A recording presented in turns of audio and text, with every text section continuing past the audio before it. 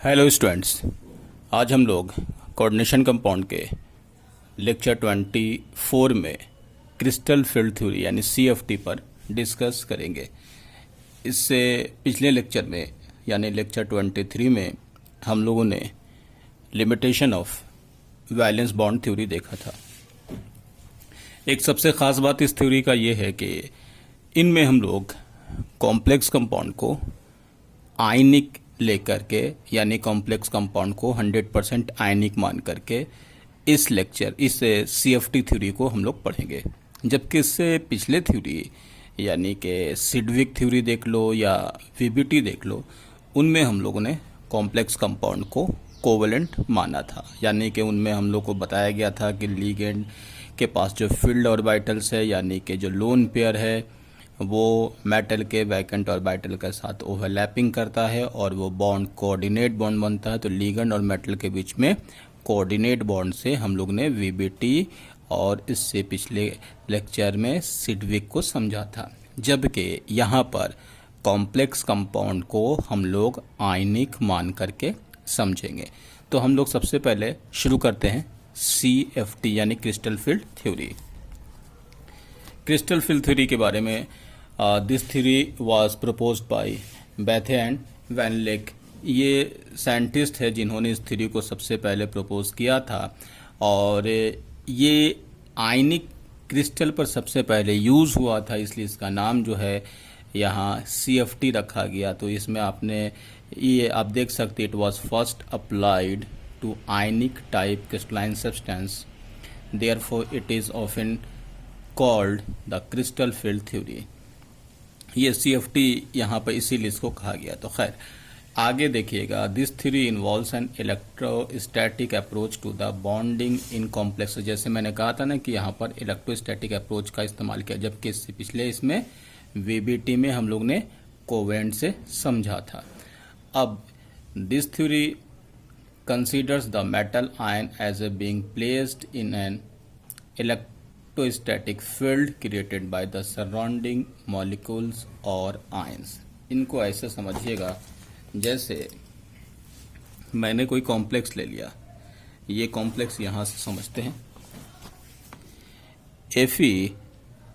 Fe(F6 minus), ये ले लिया कॉम्प्लेक्स 3 माइनस, ठीक है, FeF6 3 माइनस। अब इसमें जब इस कॉम्प्लेक्स की बात करोगे तो आपको यहाँ Fe3 positive, F minus, F minus, F minus, F minus और फिर यहाँ से F माइनस और ये F माइनस। जैसा कि ये ऐसा हम लोगों ने मेटल और लिगेंड के बीच में कोऑर्डिनेट बॉन्ड से समझा था, ठीक है, ये हम लोग के पास। लेकिन यहाँ हम लोग जब देख रहे हैं Fe3 पॉजिटिव और यहाँ आपके पास F minus, F minus, F minus, F minus, यहाँ भी F माइनस और F माइनस, इनके बीच में इलेक्ट्रोस्टैटिक फोर्स ऑफ अट्रैक्शन यानी कि F माइनस को मेटल आयन का जो न्यूक्लियस है वो अपनी तरफ खींच रहा। तो इनके बीच में इन सारे आयंस के बीच में यहाँ पर इलेक्ट्रोस्टैटिक फोर्स ऑफ अट्रैक्शन यानी कि इनके बीच में सबके बीच में आयनिक बॉन्ड से समझाया गया है। यहाँ पर ओवरलैपिंग से समझाया गया था, जबकि यहाँ पर आयनिक से समझाया गया है। सीएफटी में इनको आयनिक मान करके हम लोग एक्सप्लेन कर रहे हैं। अब यहाँ इसी को हम लोग यहाँ पर देखें कि इस फॉर्म में कि this theory considers the metal ion as being placed in an electrostatic field created by the surrounding molecules or ions, ठीक है। अब this electric field changes the energies of the d electrons in the case of the transition metal ions।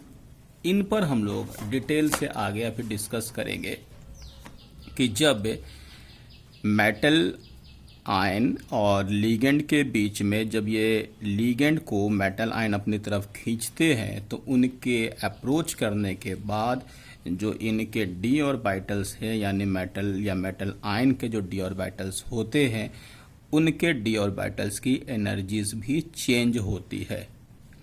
उसी को इस theory में समझाया गया या उसी कॉन्सेप्ट पर इस थ्योरी को पूरा एक्सप्लेन किया गया। तो यहाँ पर 3 बात सबसे पहले बता दें। सबसे पहले कॉम्प्लेक्स को आयनिक लेकर के समझा गया, माने मेटल और लिगेंड के बीच में एक इलेक्ट्रोस्टैटिक फोर्स ऑफ अट्रैक्शन होगा जिससे वो लिगेंड को अपनी तरफ खींचेगा, और जब लिगेंड मेटल की तरफ अप्रोच करेंगे तो डी ऑर्बिटल्स की एनर्जी भी चेंज होगी।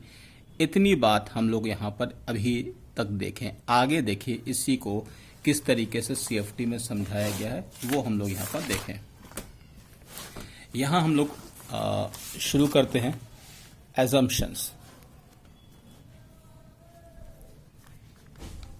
assumptions of crystal field theory, यानी क्रिस्टल फील्ड थ्योरी की assumptions क्या है।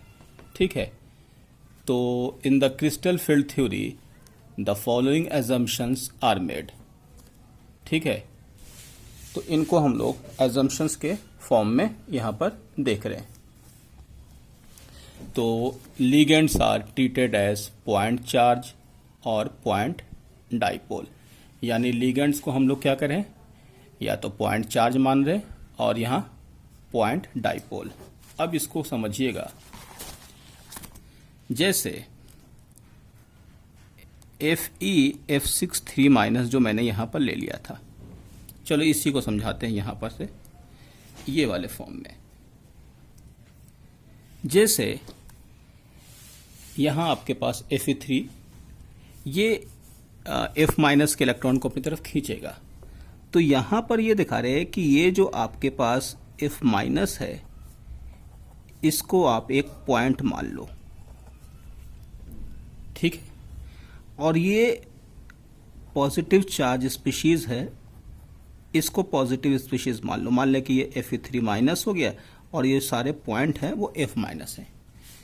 तो इन्होंने ऐसे समझाया कि कोई कॉम्प्लेक्स है, जैसे मैंने Fe(F6(3) को एक्सप्लेन करने के लिए positive charge species metal ion हो गया Fe3 पॉजिटिव, और F- यानी इस पॉइंट को हम F- मान दें, तो ये हुआ पॉइंट चार्ज, यानी ये पॉइंट चार्ज F- को हम लोग यहाँ पर दिखा रहे हैं। तो ये आपके पास पॉइंट चार्ज है यानी निगेटिव यहाँ पर इस तरीके से, और ये वाला पॉजिटिव है। तो इनके बीच में अट्रैक्शन हो रहा। तो लिगेंड में जो इनके पास निगेटिव स्पीशीज, यानी कि जैसे मान लो कि लिगेंड Cl- है, Br- है, I- हो गया, Cn- हो गया, तो इन सब को इन्होंने पॉइंट मान करके, यानी इसको बोला पॉइंट चार्ज। दूसरा आपके पास जो लिगेंड है, जैसे आप मान लो NH3, अब इसमें तो आपके पास चार्ज है नहीं, अब इलेक्ट्रोस्टैटिक फोर्स ऑफ अट्रैक्शन के लिए निगेटिव और पॉजिटिव चाहिए। तो देखो क्या है, H के ऊपर क्या होगा, H और N में इट इज मोर इलेक्ट्रोनिगेटिव, तो यहाँ डेल्टा माइनस होगा, तो यहाँ डेल्टा प्लस होगा। उसी तरीके से यहाँ डेल्टा प्लस होगा तो डेल्टा माइनस होगा, इन दोनों में भी डेल्टा प्लस तो डेल्टा माइनस होगा। तो अगर बहुत सारा अमोनिया है, तो अगर मैंने ले लिया FeNH3 होल 6 3 पॉजिटिव कॉम्प्लेक्स, इनको अगर हम यहाँ पर एक्सप्लेन करें तो ये फिर से Fe3 पॉजिटिव ले लो। अब यहाँ पर NH3 है, NH3 ले लिया, इसी तरीके से NH3 ले लिया, यहाँ उसी तरीके से NH3 ले लो, NH3 ऐसे ले लो, यहाँ भी NH3 ले लो, अब NH3 ले लो।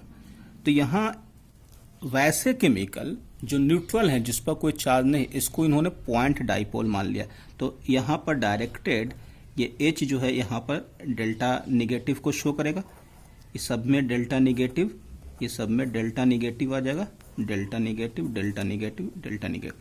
अब यहाँ पर ये पॉजिटिव स्पीशीज तो है ही, तो यहाँ पर ये पॉइंट डाइपोल हो गया, it is a point dipole.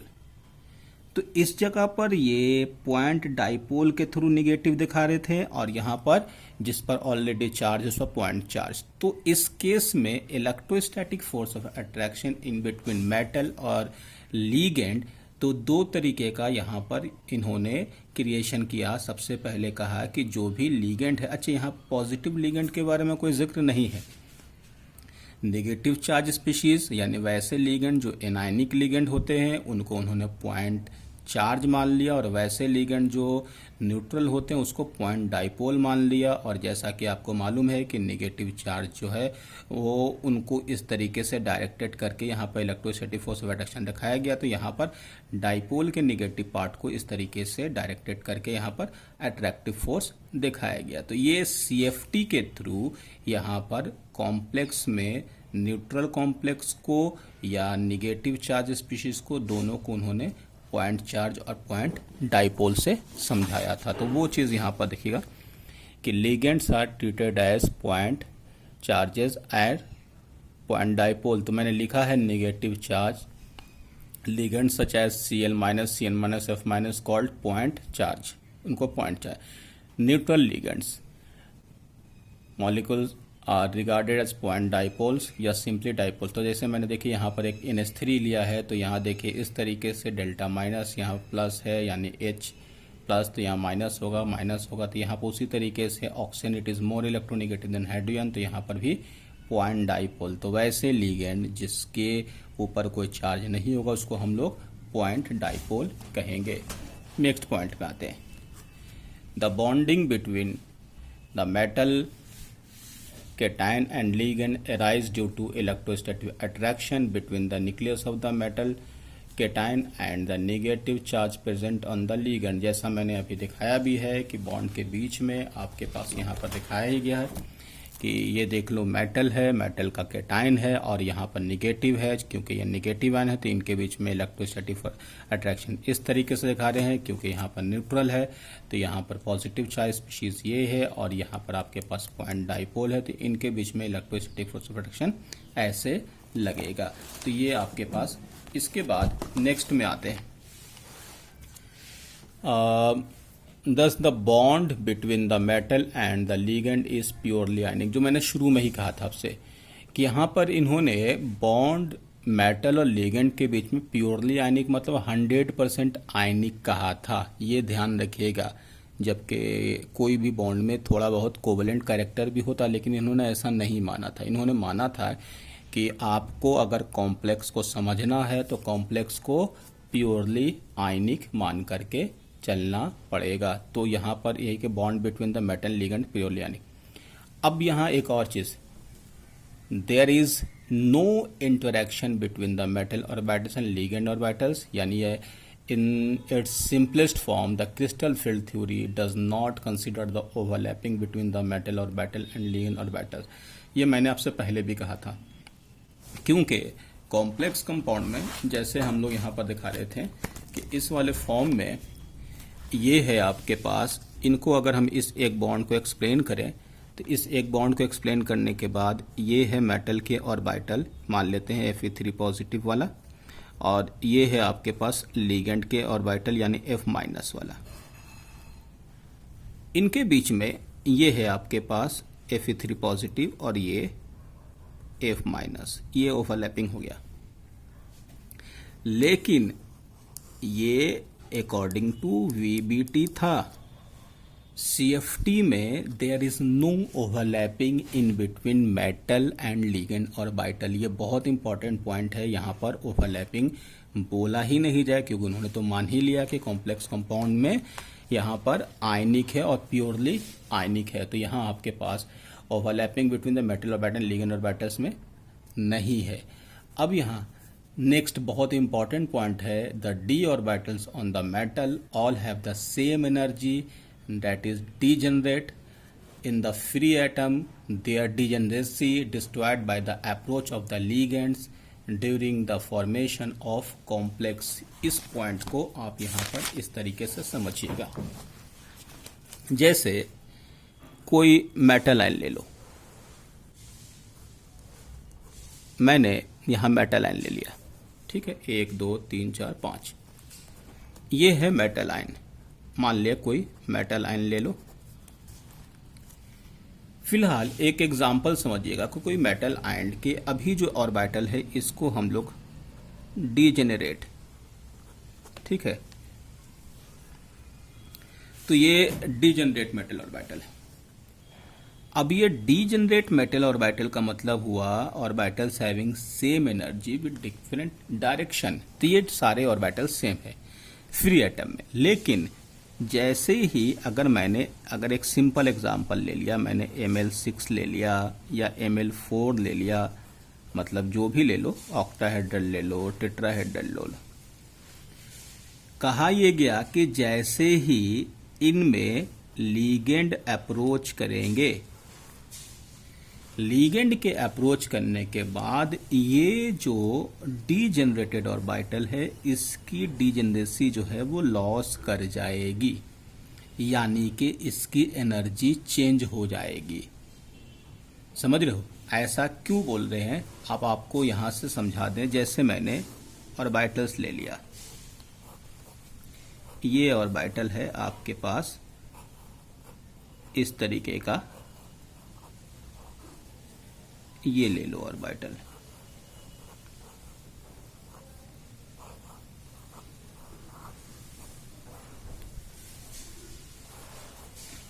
मान लेते हैं ये XY है, ये DXY ले लो, ये DYZ ले लो, ठीक है, YZ ले ले, यहाँ पर XZ ले लिया तो DXZ हो गया, यहाँ पर DX स्क्वायर, Y स्क्वायर ले लिया और ये हो गया DZ स्क्वायर।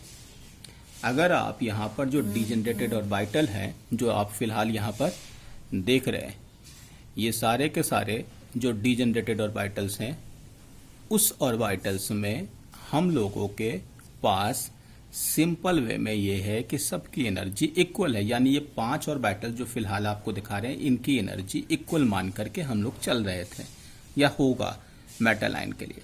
जैसे ये अप्रोच करेगा तो एक सिंपल लॉजिक समझिएगा कि जब अप्रोच करने की बात यह है कि मान लेते हैं कि इस जगह पर लीगेंड जो है यहां पर अप्रोच कर रहा है एक्सिस पर से, यहां, ठीक है। तो आप खुद देख सकते हैं कि लीगेंड के अप्रोच करने पर यहां पर जो लीगेंड का जो अप्रोच करना होगा, तो इस डी ऑर्बिटल्स में जो इलेक्ट्रॉन्स हैं, जो इनके पास जो इलेक्ट्रॉन्स हैं, इन दोनों के यानी लीगेंड के इलेक्ट्रॉन और मेटल के इलेक्ट्रॉन के बीच में इंटरेक्शन में फर्क पड़ेगा, तो उनके अकॉर्डिंग वहां पर एनर्जी वेरी करेगी। तो ये कह रहे हैं कि जैसे ही लीगेंड अप्रोच करेगा, तो लीगेंड के अप्रोच करने पर जो डी ऑर्बिटल्स मेटल के और लीगेंड के जो आपके पास इलेक्ट्रॉन है, उनके बीच में रिपल्शन होने से उनकी एनर्जी चेंज होगी, यानी कि उसकी जो डीजेनरेसी है वो डिस्ट्रॉय हो जाएगी। क्यों ऐसा होगा? क्योंकि आपको तो पता नहीं कि लीगेंड किस तरफ से आ रहा है। तो उसके लिए अगर मैंने मान लिया Ml6 मान लिया, तो Ml6 मानने पर लीगेंड का अप्रोच करने का तरीका अलग है, Ml4 है तो लीगेंड के अप्रोच करने का तरीका अलग है। तो उस केस में मेटल की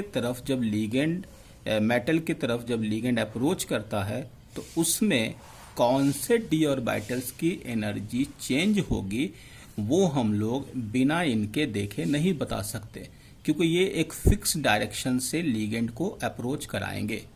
तो उन केस में ये कहा गया CFT में कि क्रिस्टल फील्ड थ्योरी के अकॉर्डिंग जब मेटल आयन लीगेंड के इलेक्ट्रॉन को अपनी तरफ खींचते हैं, तो उनके खींचने के बाद जो अप्रोच करते हैं लीगेंड, उनके बाद लीगेंड और मेटल के बीच में, लीगेंड के इलेक्ट्रॉन और मेटल के इलेक्ट्रॉन के बीच में इंटरेक्शन से डी ऑर्बिटल्स की एनर्जी चेंज हो जाती है। तो वही कह रहे हैं कि इस थ्योरी का एक बहुत इंपॉर्टेंट पॉइंट यही है कि the D orbitals on the metal all have the same energy that is degenerate in the free atom, यानी कि जब लीगेंड अप्रोच नहीं किया, their degeneracy destroyed by the approach of the ligand during the formation of the complex, यानी complex formation के बाद उनकी degeneracy चली जाएगी। अब इसको हम लोग यहाँ पर इसके अकॉर्डिंग समझते हैं। नेक्स्ट में interaction between positively charged nucleus of the metal or metal ion and negatively charged ligands are of two types। जैसे हम यहाँ पर एक बात समझ लें कि ये मेटल है, मेटल या मेटल आयन, यहाँ पर लीगेंड है, इसका हम न्यूक्लियस मान लिया, ठीक है, मेटल का न्यूक्लियस, और यहाँ पर लीगेंड के इलेक्ट्रॉन।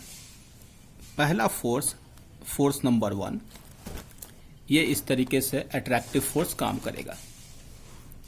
ये हो गया फोर्स नंबर 1, अट्रैक्टिव फोर्स, ठीक है।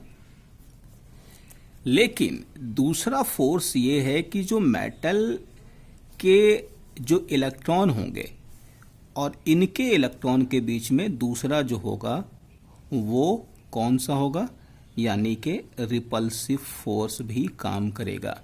जैसे मान लो कि ये मेटल है और ये मेटल का आपके पास जो है न्यूक्लियस है Z, यहाँ पर लीगेंड है, ये इलेक्ट्रॉन जो है जो यहाँ पर आपके पास है ये इस तरफ इसको अपने तरफ ये नेगेटिव चार्ज इसको खींच रहा होगा। लेकिन अगर आप यहाँ पर मान के चलो कि ये जो इलेक्ट्रॉन है, चलो दूसरा पेन लेते हैं, ये इलेक्ट्रॉन जो है ये है किसका, मेटल का, तो इस इलेक्ट्रॉन के बीच में एक रिपल्सिव फोर्स भी काम करेगा, तो ये अट्रैक्टिव और ये रिपल्सिव। तो उसी को लेकर के यहाँ पर ये समझाया गया है कि जो आप यहाँ पर देख सकते हैं कि interaction between the positively charge nucleus of the metal ion and positively charge ligands are of two types, ठीक है। जब मेटल आयन लिगेंड के इलेक्ट्रॉन को अपनी तरफ खींचेगा तो दो तरीके का फोर्स आपको मिलेगा। The attractive force arise due to the positive metal ion and the negatively charge ligands और negative end of the polar neutral molecule. ये सही बात है कि अट्रैक्टिव फोर्स जो होगा वो पॉजिटिव चार्ज स्पीशीज यानी मेटल आयन और लिगेंड के नेगेटिवली चार्ज फॉर्म पर लगेगा। Repulsive force arise between the loan, ठीक है, pairs on the ligands and the electrons in the D orbitals of the metal ion. जैसे मैंने कहा कि दूसरा फोर्स कहाँ लग रहा है, जो रिपल्सिव फोर्स है वो lone pair of the ligand, ठीक है, जो लिगेंड का जो लोन पेयर है और इलेक्ट्रॉन्स मेटल आयन के जो डी ऑर्बिटल्स हैं उनके बीच में ये फोर्स लगता है। तो उस केस के अकॉर्डिंग वहां पर आपको तो मालूम है कि जब डी ऑर्बिटल्स के बीच में और इलेक्ट्रॉन लिगेंड के बीच में लगेगा तो आप खुद सोचिए कि अगर 5 के 5 डी ऑर्बिटल हैं, सारे के सारे इसी एक्सिस से अगर अप्रोच करते तो यहाँ देखिए ये वाला लोब एक्सिस के थ्रू है और ये वाला एक्सिस से नहीं है। तो जब अप्रोच एक जैसे सब लोग एक तरीके से कर रहे होंगे तो लिगेंड के अप्रोच करने पर आपको कहा जा सकता है कि क्या रिपल्शन सब जगह पर एक जैसा होगा, तो आप बोलोगे नहीं। यहाँ पर अगर अप्रोच कर रहे हैं तो यहाँ पर अप्रोच में जो रिपल्शन होगा इनके रेस्पेक्ट में यहाँ पर थोड़ा ज्यादा होगा। जब रिपल्शन ज्यादा होगा तो जो ऑर्बिटल जो डिजनरेटेड है उसकी एनर्जी वैरी कर जाएगी, यानी किसी की एनर्जी बढ़ जाएगी, किसी की कम हो जाएगी। तो उस केस में हम लोग यहाँ पर इसी के आगे ये लाइन लिख रहे हैं, the crystal field theory mainly focus on this repulsive force are responsible for the splitting of d orbitals of the metal cation. यानी कि जो क्रिस्टल फील्ड थ्योरी में जो ऑर्बिटल्स, जो डी ऑर्बिटल्स की जो एनर्जी है वो इसी रिपल्सिव फोर्स की वजह से होता है, और यही रिपल्सिव फोर्स से ये इंडिकेशन मिलता है कि कौन से डी ऑर्बिटल्स की एनर्जी कितनी बढ़ेगी और किसकी उसके रिस्पेक्ट में कम होगी।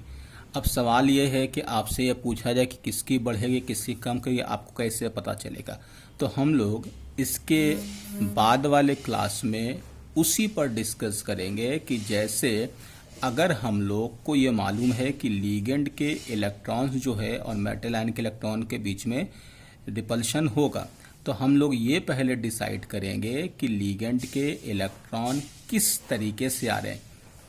मतलब लिगेंड के इलेक्ट्रॉन मेटल को इस तरफ से अप्रोच कर रहे हैं या इस तरफ से अप्रोच कर रहे हैं। यानी कि सबसे पहले हम लोग ज्योमेट्री देखेंगे, ज्योमेट्री के बाद हम लोग ये डिसाइड कर लेंगे कि स्प्लिटिंग ऑफ डी ऑर्बिटल्स यानी कि लिगेंड के अप्रोच करने के बाद जो डिजेनरेसी है, वो जो लॉस होती है, उसमें किस ऑर्बिटल की एनर्जी कितनी ज़्यादा बढ़ती है, यानी किस ऑर्बिटल यानी किस डी ऑर्बिटल पर रिपल्शन ज़्यादा होता है।